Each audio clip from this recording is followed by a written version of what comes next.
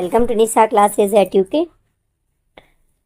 आज आपकी जीएस की क्लास करवाऊंगी और आज फिर से आपके लिए कराएंगे हम इंडियन ज्योग्राफी। इंडियन ज्योग्राफी में मैंने आपको काफ़ी कुछ करवा दिया है। मैंने आपको दर्रे करवाए, मैंने आपको हिमालय पर्वत का पाठ करवाया और आज मैं आपको करवाऊंगी कुछ दक्षिण भारत यानी साउथ का जो है दक्षिण प्रायद्वीपीय भारत का जो पहाड़ियाँ हैं और पठार वगैरह से संबंधित कुछ इंपॉर्टेंट क्वेश्चन। ठीक है, आप देख सकते हैं सारे क्वेश्चन एग्जाम में पूछे जाने वाले क्वेश्चन हैं। ठीक है, तो पहला क्वेश्चन हमने क्या लिया है, और ये जो भी क्वेश्चन है ना आपके जितने भी एग्जाम आने वाले हैं सब जगह इंपॉर्टेंट रहने वाले हैं। ठीक, तो भारत का प्राचीनतम पर्वत है कौन सा? अरावली, हिमालय, सतपुड़ा या विंध्याचल?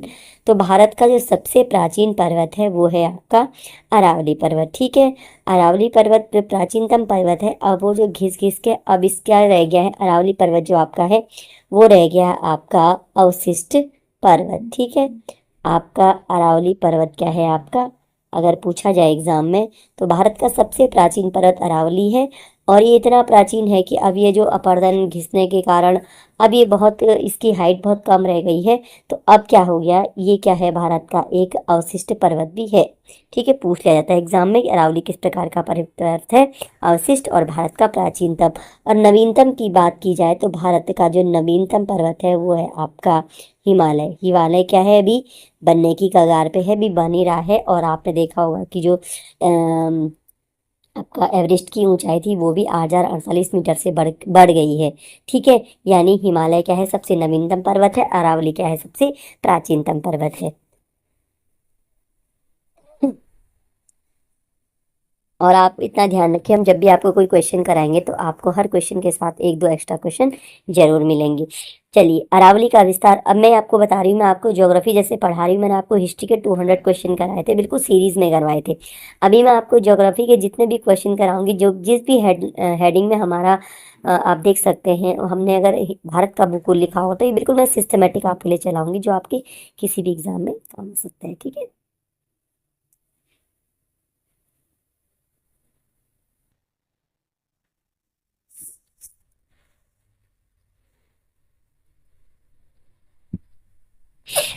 तो हम देखेंगे कि अरावली का विस्तार कहाँ से कहाँ तक है।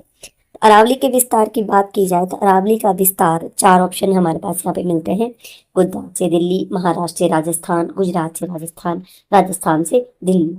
तो जो अरावली पर्वत का विस्तार है वो होता है आपका गुजरात के दिल्ली से, गुजरात से लेकर दिल्ली तक। और गुजरात में भी एक जगह है पालनपुर, तो ये गुजरात के पालनपुर से आपके दिल्ली तक विस्तृत है आपका अरावली पर्वत। और जो आपका राष्ट्रपति भवन जो यहाँ पे रायसीना हिल्स आपने सुना होगा। ठीक है, तो रायसीना हिल्स जो है, रायसीना की जो पहाड़ियां हैं वो भी क्या है, अरावली पर्वत का ही हिस्सा है। ठीक, तो अरावली पर्वत का विस्तार है आपका गुजरात से दिल्ली में।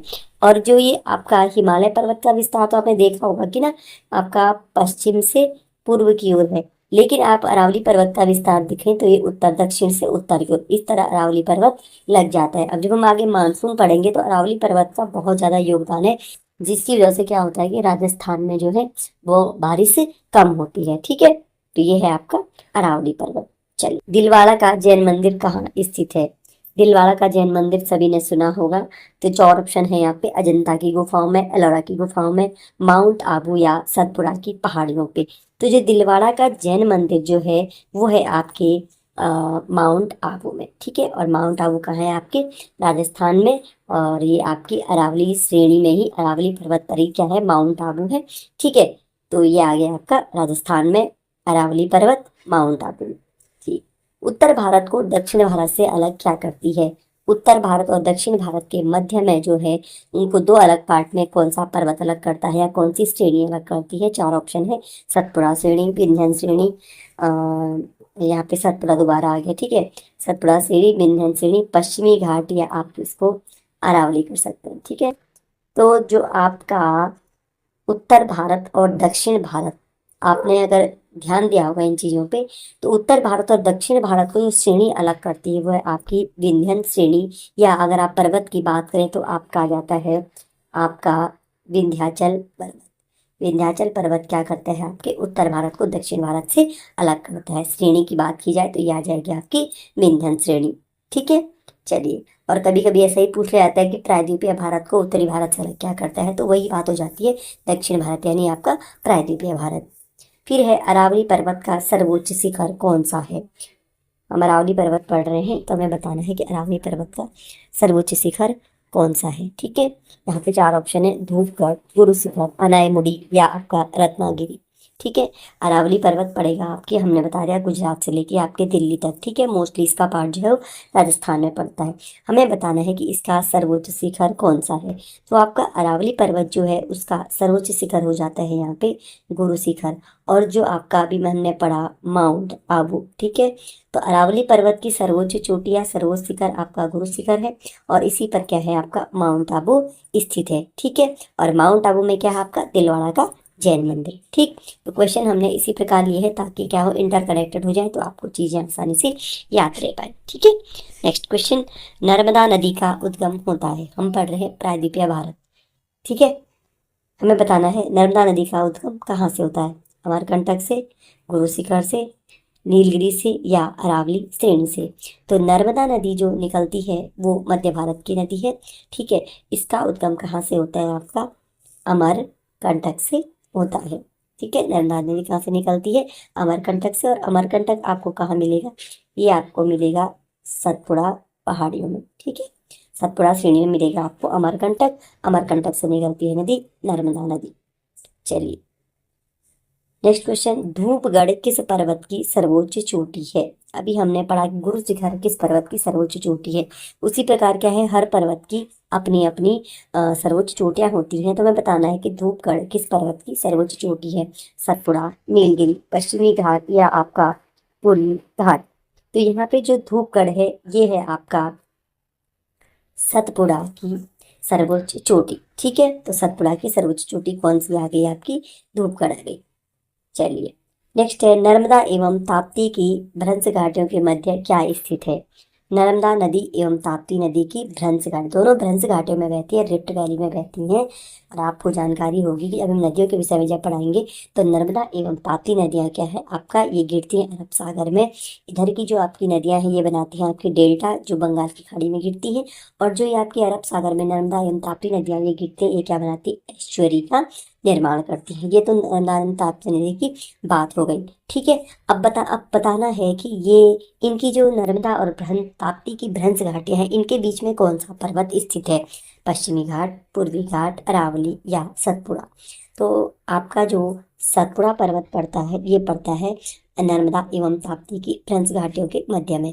अगर आपको हम डिटेल में, अगर आपके पास थोड़ा समय रहता है, हम ज्योग्राफी डिटेल में पढ़ाएं, तो हमारे पास पर्वत श्रेणियाँ ऐसे चलती है, विंध्यन आती है, विंध्यन के बाद आपकी नर्मदा नदी आती है, फिर आपका इधर से सतपुड़ा आती है, सतपुड़ा के बाद आपका फिर से आपका इधर ताप्ती आती है।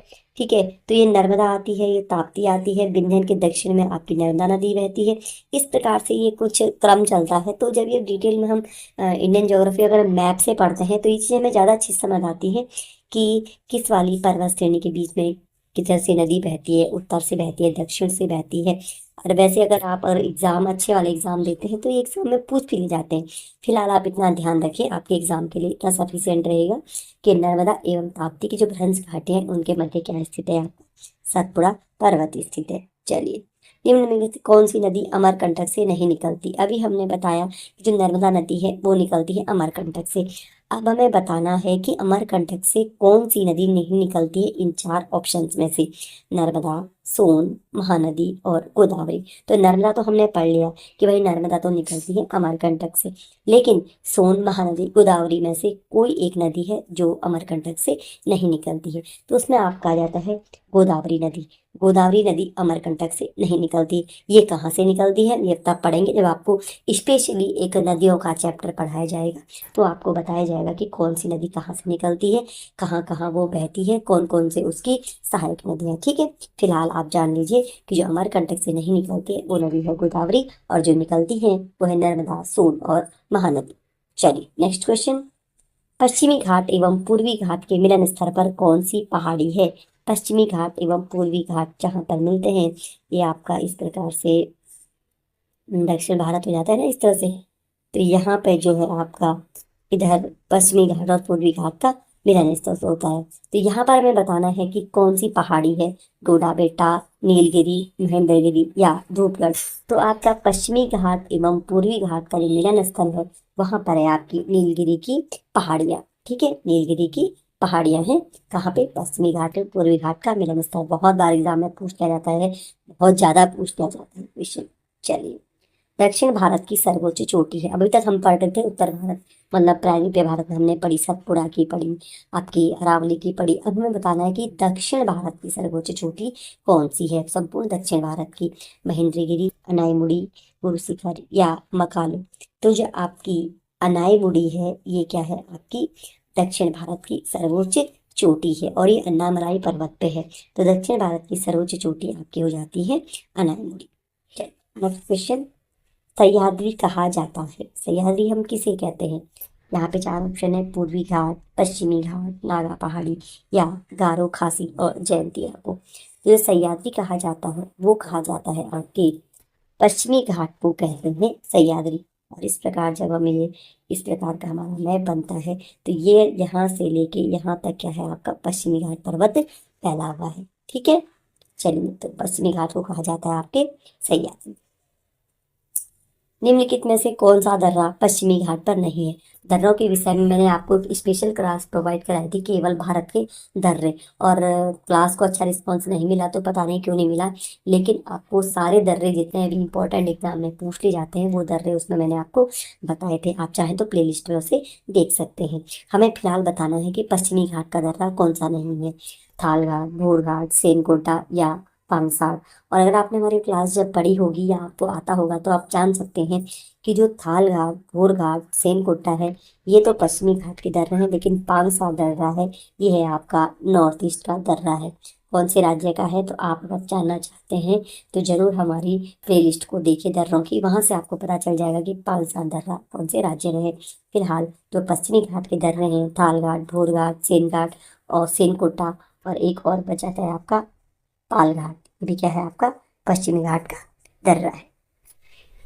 चलिए, नेक्स्ट क्वेश्चन, तिरुवनंतपुरम को मदुरई से जोड़ता है। अब दर्रे क्या करते हैं, एक चीज एक स्थान से दूसरे, मतलब पहाड़ी है आपका, पश्चिमी घाट है आपका, हिमालय है, पूर्वी घाट है, इस तरह के जो पहाड़ हैं, तो दर्रे क्या करते हैं, एक जगह से दूसरी जगह जोड़ने, यहाँ से हमने पास होते हैं, इनको एक जगह से दूसरी जगह जोड़ने का काम करते हैं। तो हमें बताना है कि तिरुवनंतपुरम को मदुरई से कौन सा दर्रा जोड़ता है, पालघाट, पुरघाट, सेनकोटा या यांगया। तो यहाँ पे जो आपका ऑप्शन है सही सी, सेनकोटा दर्रा, ये जोड़ता है तिरुवनंतपुरम को मुंबई मदुरई से, और ये आपका पड़ता है केरल में। ठीक है, ये आपका केरला में पड़ेगा।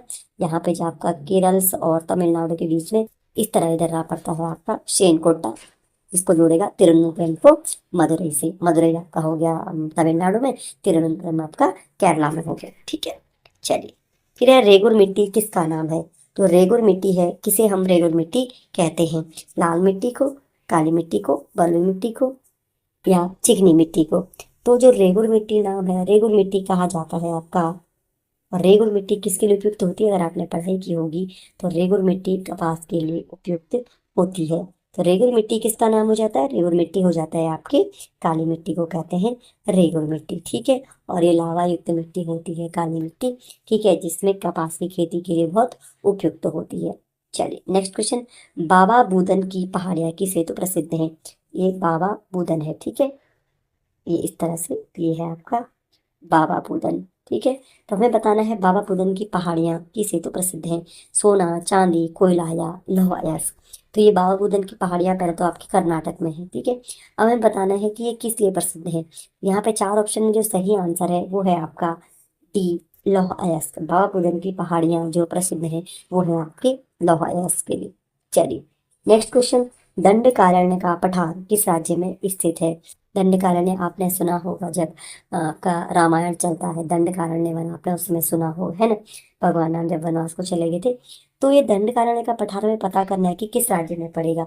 ऑप्शन है बिहार, झारखंड, आंध्र प्रदेश या छत्तीसगढ़। तो आपका दंडकारण्य का जो पठार पड़ता है अभी जो हाल ही में अभी वर्तमान में, तो ये पड़ेगा आपके छत्तीसगढ़ राज्य में। जब ये कंबाइंड था तो तब आपका ये कुछ और स्थिति थी, लेकिन अभी वर्तमान में देखें तो ये आपके छत्तीसगढ़ राज्य में पड़ेगा दंडकारण्य का पठार। बेलाडीला की खानों में क्या पाया जाता है? बेलाडीला की खाने किस हेतु प्रसिद्ध हैं? चार ऑप्शन है, कोयला, मैग्नीज, लौह अयस्क या अवरक। तो बेलाडीला की खानों में आपका पाया जाता है लौह अयस्क। जैसे आपने बाबा बुदन की पहाड़ियां भी देखी, वो भी लौह अयस्क के लिए प्रसिद्ध है। तो इस प्रकार बेलाडीला की खाने भी किस हेतु जानी जाती है? आपके लौह अयस्क के लिए। भारत का रूर किसे कहा जाता है? रूर क्या है? रूर जर्मनी का प्रदेश है, ठीक है। और जर्मनी का जो रूर प्रदेश है वो किसके लिए प्रसिद्ध है? खनिज के लिए प्रसिद्ध है। तो भारत में भी रूर किसे कहा जाता है? जो स्थान आपका खनिज पदार्थों के लिए प्रसिद्ध है, तो उसी को भारत में रूर कहा जाता है। तो भारत का रूर किसे कहा जाता है? चार ऑप्शन है, मालवा का पठार, पश्चिमी घाट, छोटा नागपुर का पठार या दक्कन ट्रैप। तो जो छोटा नागपुर का पठार आपका पड़ेगा, ये आपका क्या कहा जाता है? भारत का रूर कहा जाता है। रूर प्रदेश का है आपके, मुख्यतः ये जर्मनी में है, ठीक है। चलिए आज का लास्ट क्वेश्चन, कोडाई कनाल नामक हिल स्टेशन कहाँ पर स्थित है? कोडाई कनाल कहाँ पर है? पालनी पहाड़ियों पे, मेघाल श्रेणी में, अरावली श्रेणी में या महेंद्रगिरी पर्वत पर। तो जो आपका कोडाई कनाल हिल स्टेशन है, कोडाई कनाल है आपका ऊटी, उटक मंडलम किस पर है? इस प्रकार के हिल स्टेशन ही पूछ लिए जाते हैं एग्जाम में, ठीक है। तो कोडाई कनाल नामक जो हिल स्टेशन है वो आपका पड़ेगा पालनी पहाड़ियों पर। पालनी पहाड़ियाँ कहाँ पड़ेंगी आपकी? अन्नामलाई पर्वत पर। और ये अन्नामलाई पर्वत कहाँ है? आगे अभी हम और क्वेश्चन लाएंगे आपके लिए। दक्कन के ये दक्षिण भारत से लेके काफ़ी क्वेश्चन बन जाते हैं। दक्षिण भारत से भी नदियों से बनते हैं, पहाड़ियों से बनते हैं, दर्रों से बनते हैं। तो नेक्स्ट क्लास में हम क्या करेंगे, आगे इसका इनसे संबंधित अगले क्वेश्चन आपको अगली क्लास में देंगे। तब तक चलिए आप इसको पढ़िए, मिलते हैं नेक्स्ट क्लास में।